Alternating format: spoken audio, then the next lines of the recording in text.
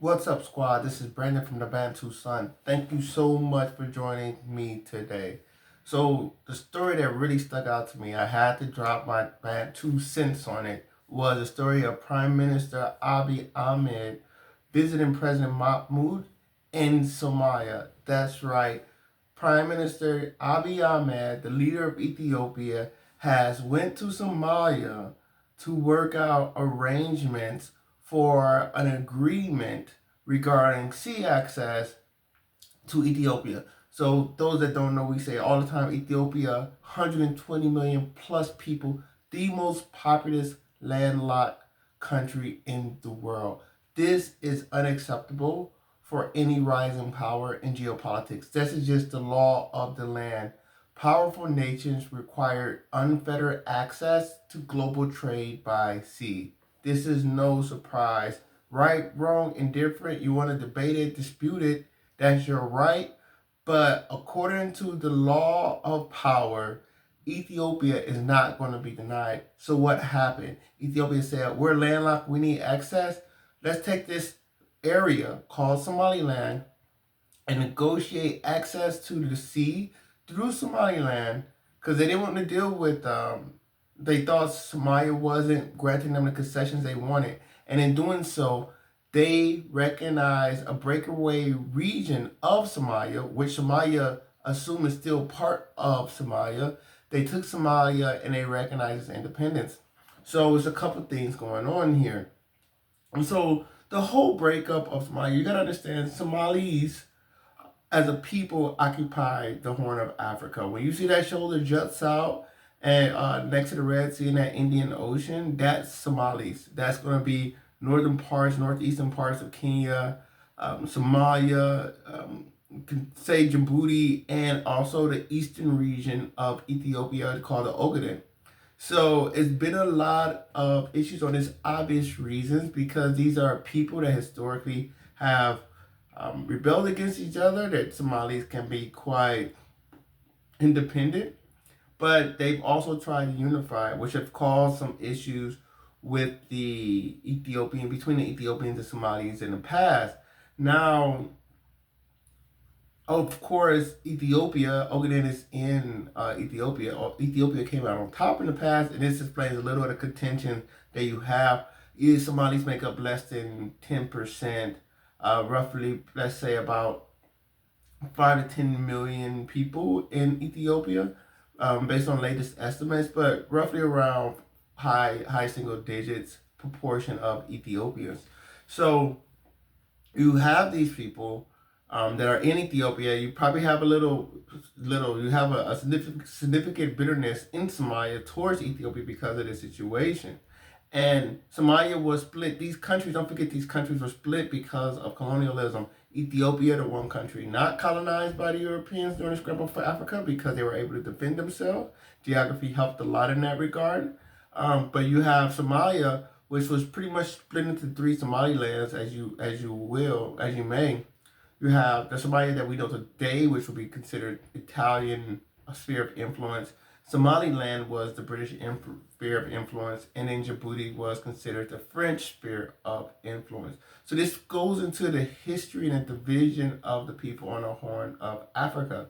So it's no surprise it was probably well due, and Ethiopia was probably not trying to do too much too soon, but it was probably due time that Ethiopia make this move because Ethiopia has been on a ride. It's been experienced. Prime Minister Abiy Ahmed has given Ethiopia the vision, strength, and stability that it's going to need to evolve into that next level of power and leadership on the African continent.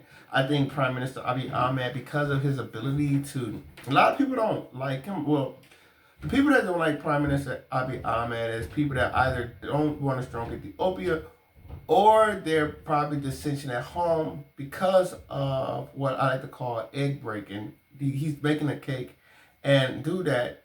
Ethiopia is made up of autonomous regions, and Prime Minister Abiy Ahmed has laid a heavy hand with dealing with his own country, most notably Tigrayans of recent, as well as Amharas within the country and other various ethnic groups that try to hold on to their regional autonomy while he tries to bring in a stronger federal government. Now, people would not like that, of course, but it is necessary for a strong national state. Without a strong national state, what's gonna suffer? Your defense is gonna suffer. As you see, when countries want to challenge you, they're going to go after breakaway factions within your country, and they're gonna find these. Look at Syria. They're gonna find these malcontents, and they're gonna pump money into them. So any nation that seeks to maintain its strength and sovereignty needs to have a strong federal government that's able to squash these small revolutionary groups. Because that's what happened. The outside force will come in. They'll fund your dissident, have the dissident fight the war to try to overthrow you. And so it's no coincidence. And of course, Egypt has been looking in this area a lot because Ethiopia has built that Grand Renaissance Dam. We've had a couple videos on that as well. And for Egypt, I've seen that they speak about it a little bit, but they act about it a lot of it. Egypt really is frustrated and concerned about this dam. Obviously, you have their geopolitics. You can almost say the integrity of their nation almost in the hands of Ethiopia. Ethiopia controlling 80% of the Nile River Valley flow. Egypt pretty much exists off the Nile River Valley. If you look at a map and look at the demographic heat map of Egypt, you'll see the entire population, like 99% of the population lives along the banks of the Nile Valley River. And it's a vital source of water for Egypt. So Egypt's been doing little sneaky things. Some people even say that it's been encouraging some of these breakaway regions within Ethiopia. So Ethiopia got a lot on its plate dealing with Egypt, probably one of the most militarily capable Arab countries, if not the most military capable Arab countries in the world. It certainly has the population to do so and the relationships to do so. Don't forget, America keeps strong relationships with Egypt because of the Suez Canal, as well as support for Israel within the region. So Prime Minister Abiy Ahmed is really fighting an uphill battle regarding Egypt. He needs sea access. He has a growing economy. He has at-home dissidents. And he's doing a lot to try to make Ethiopia stronger from all of these challenges, which is going to have to be to overcome that. And sea access is just an intrinsic part of that. So what I really liked about Prime Minister Abiy Ahmed going, and this is what I'm saying, that's why I think he's an impressive leader. What I really appreciate about him doing this is, one, that his stability alone shows him that his people, in one way or another, is behind him. Two, I like the fact that nobody really stuck to their proverbial guns here, right? So this goes back to a December meeting with Somalia and Ethiopia, brokered by Erdogan and Ankara, Turkey, which is another, I think, smooth geopolitical move. The fact that you can get these leaders, like the fact that it didn't go down to, it didn't degenerate to zero level, speaks to the maturity of, I'll even give it to the Somalians as well, of Somalia, Ethiopia, and Turkey, all the parties involved. This was a well played move by all participants to not degenerate this conflict further. For Ethiopia to say that we're willing to meet at the table, even though we need our seat access, and it could have been, they could be bitter that Somalia tries to block their sea access. They meet at the table. Somalia, who's bitter that Ethiopia is trying to validate a breakaway region, they meet at the table. And then you have President Erdogan with interest. He's been working, as we talked about, President Erdogan has been making great big moves in the world, especially in parts of his sphere of influence, which you would say is the littoral of the Mediterranean and the Red Sea. So he's had great relationship with Somalia.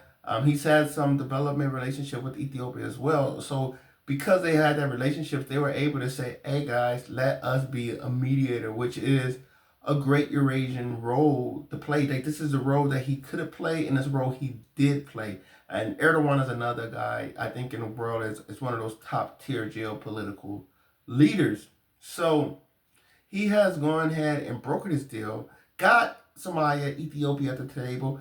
Ethiopia and Somalia made a statement in December of 2024 saying we will work together and we're going to resolve this dispute. And now those bricks are starting to be laid. That foundation started to be laid in now February. So in February, with the meeting of these two leaders and Prime Minister Abiy Ahmed having, there was some security concerns, but Prime Minister Abiy Ahmed having faith to go in Somalia. Somalia considered one of the most anarchic places on one of the most anarchic countries on the planet. Hence, you have breakaway regions like Somaliland. But Prime Minister Abiy Ahmed being bold enough and I would say sure enough and secure enough with with his relationships with the Somalis being as capable enough to provide that security allows for Prime Minister Abiy Ahmed to go to Somalia in a very vulnerable position and work towards a peace and enduring sustainable relationship. So obviously the true risk at this point, right, is what happens to Somaliland, because that's what Somalia going to want. Somalia is going to want Somaliland back into the fold. And I think that's the one non-negotiable that Somaliland and Somalia has. So it's going to be really interesting. I'm really excited to see what is going to be the resolutions from these two meetings, because I want to know what is the common ground. Of course, Ethiopia just wants sea access, but can it do so at the expense of a great ally that it can have? Like, Somaliland could be, for lack of a better phrasing, it's Northern Ireland. You know, it could be its access to the Horn forever, the same way the British has access and a Protestant foothold on Ireland forever with Northern Ireland. That's what Somaliland represents for Ethiopia. And that is a great relationship to have, but it's going to be the expense. With the British, it was the expense of Ireland. With the Ethiopians, it's the expense of the Somalis. So really interested to see what comes out of this negotiation. I want to see what things are moved and what hands get washed to come out on the other side. So if you got any insight, please comment below. I'd love to hear your thoughts. What do you think? You think this is a great story? Do you think it's going to come out in a piece that you think it's going to come to a situation where they're not going to have an agreement, so to speak, and it kick the can down the road? I'd love to hear your thoughts. Make sure you like, share, and subscribe if you enjoy the content. Until next time, take care. Bad to up.